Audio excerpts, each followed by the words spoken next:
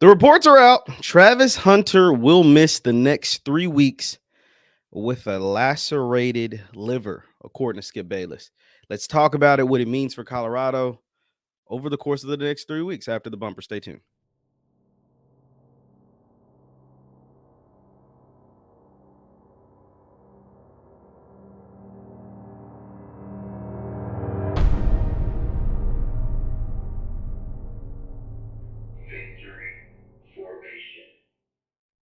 What's going on, everybody? What's going on, everybody? My name is JeffLightsyJr. This is the Victory Formation Sports Show right here on JeffLightsYjr. YouTube, Facebook, wherever you get your content. Do me a favor, hit that thumbs up button, like, share, subscribe, and notification bell because we upload all the time. Now, Travis Hunter, two-way superstar for Coach Prime and the Colorado Buffaloes. It looks as if he will be out over the next 3 weeks, according to Carl Reed and Skip Bayless. I'm going to just show you Carl Reed. It means it says exactly like this. It says, Coach Deion Sanders tells me Travis Hunter will be out 3 weeks. Skip Bayless elaborated on this on Undisputed this morning and said it is a lacerated liver, if I'm not mistaken, a lacerated liver that won't require surgery, that can heal naturally. He spent the night at the hospital in Colorado, the night of the game.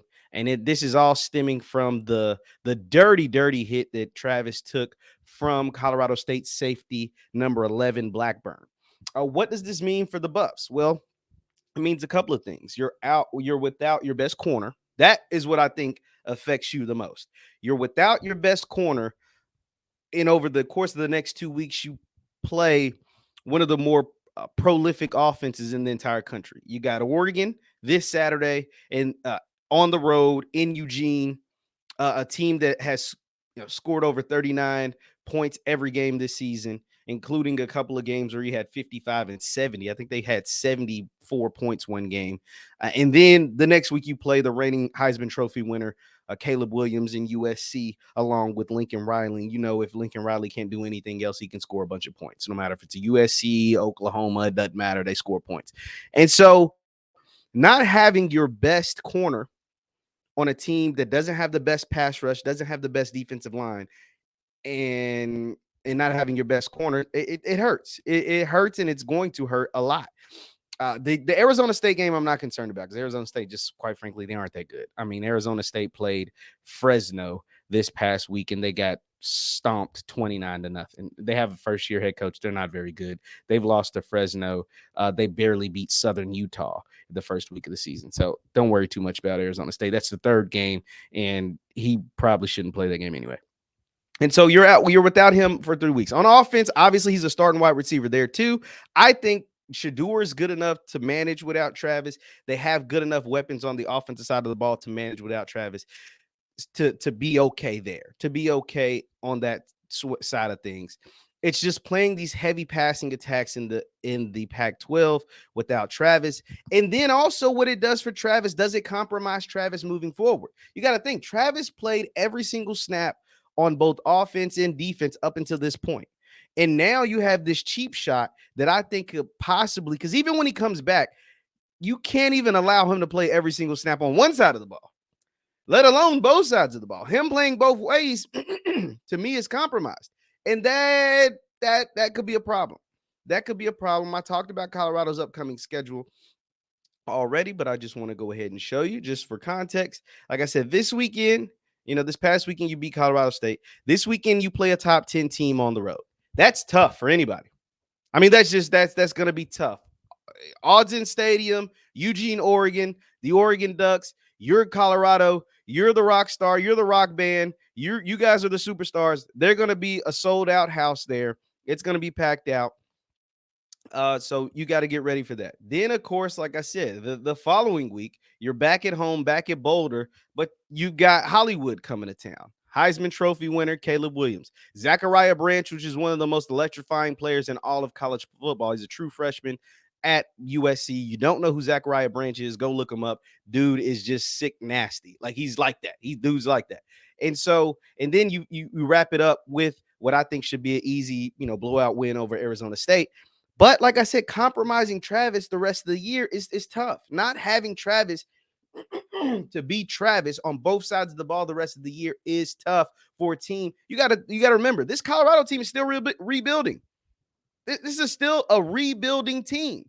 And now other guys are going to have to step up. Breed Love, you're going to have to step up. Word out for Cormani McClain. We're looking for the nation's #1 cornerback in the country, Cormani McClain. Where are you at, sir? Well, this is the time for Cormani McClain to introduce himself to the world, to the rest of the world as a corner on that side, on the defensive side, while Travis is out. It's time to step up, dude. You went to Colorado for that light. You went to Colorado to get a chance to play. Now it's time to step up and make some plays. Now it's time to get out there on the field to have to do whatever you need to do in practice, to have the coaches trusting you to put you out there on the field. Because if you don't, these games against Oregon and USC specifically could get ugly. Because here's the thing, the offensive line is still shaky, and albeit the Pac-12 just isn't full of Myles Garrett-style pass rushers or Nick Bosa's or, like they don't have these all-world pass rushers. At the same time, if your team gets down enough, if Oregon gets a 2-touchdown lead, or if this ain't Colorado State. It ain't that Colorado State quarterback. Bo Nix, I'm still not the biggest Bo Nix guy, but he's better than the guy over there at Colorado State. Or if you go down 17-0 to USC, Caleb ain't Colorado State. Lincoln ain't Colorado State. They're not blowing those type of leads. And if you're too one-dimensional behind an offensive line that is missing a starter in Tyler Brown, that center is out, you're starting a true freshman at center, that doesn't bode well. That doesn't bode well going into conference play where you have to play 6 ranked teams in your conference, and possibly with a limited, well, for the first 2 games, no Travis Hunter, but then a limited Travis Hunter. You can't be too one-dimensional, because those, in one, it can allow, without your best player or one of your best players, it can allow those teams to get up on you. And 2, it would allow, even though those pass rushers aren't the best, allow those guys to try to tee off on Shedeur. You're talking about getting sacked, 6-7 times against Nebraska, another 4 or 5 sacks against Colorado State. The one kid had 2 sacks on his own, number 8. There's some guys that can play at Oregon that can get after the passer, especially if they know all you can do is pass the ball. It's a lot easier for a pass rush to get to your all-world quarterback if they know all you can do is throw it 50 times a game, because you have 0 running game. This is where the running backs need to step up. Whether it's Savion Wilkerson, Dylan Edwards, Haskins, Alton, Cavassier Smoke, that run game's got to get going. We got to be able to rely on something, because if Shedeur has to drop back 50, 55 times a game to even have a chance, you're putting him at risk with a shaky offensive line. You're putting him at risk with guys who are backups. The center was the backup. Tyler Brown was ineligible, so the guy who's in his spot is the backup. You don't have the most depth because these are all transfers, and it's only year 1. It's just naturally you don't have everything you need in year 1. And so Travis' injury is big. For the kid that hit Travis, number 11 from Colorado State, he should be suspended, but they didn't even call targeting on the field. Like, think about this, guys. Kids get thrown out of games for accidental targetings. Kids get thrown out of games for accidental targetings. When number 11 hit Travis, I would show you, but I don't want to get a copyright strike. When number 11 hit Travis, the ball had already landed out of bounds. The ball had clearly landed out of bounds. And yeah, he got a penalty, but that was a defenseless receiver. It's the total definition of targeting, hitting the defenseless player. I get it wasn't with the crown of his helmet, but who gives a damn? It was a defenseless player with the ball have already landing at. It's one thing that the ball wasn't even catchable. It was a throwaway.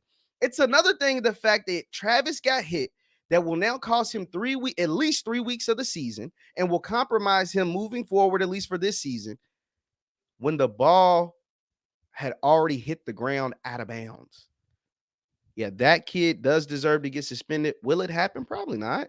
Colorado State ain't a very good team. You think they're going to self-impose a suspension on one of their players in a rivalry game? You heard the way their coach was talking. He thought all the penalties was crazy. All the penalties that was called on CSU.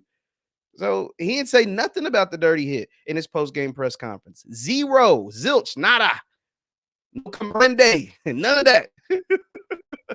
So no, do I think he'll be suspended? No, I don't. They didn't even throw him out the game. They didn't even throw him out the game when it happened in real time. Do I think they're going to suspend him now? Hell no. Colorado State don't even have a win yet. They're trying to get on the win column. They're not going to put a self-imposed suspension on that kid, and that's unfortunate because he can get to play, and Travis will now have to miss 3 weeks because of a dirty, flagrant hit that was just uncalled for. It's unfortunate. It is unfreaking fortunate. Leave your thoughts in the comments down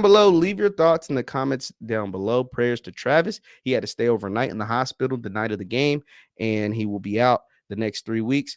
Prayers to him for a speedy recovery, and hopefully we're still able to see the Travis that we always know and love when he hits the field back this season. My name is Jeff Lightsy Jr. This is the Victory Formation Sports Show right here on Jeff Lightsy Jr. YouTube, Facebook, wherever you get your content. Do me a favor, hit that thumbs up button, like, share, subscribe. Also, you can follow me on X and Instagram at JLightsy7 on X, Twitter, and Instagram at JLightsy7. Thank you guys for tuning in, and I will see you next time. Peace.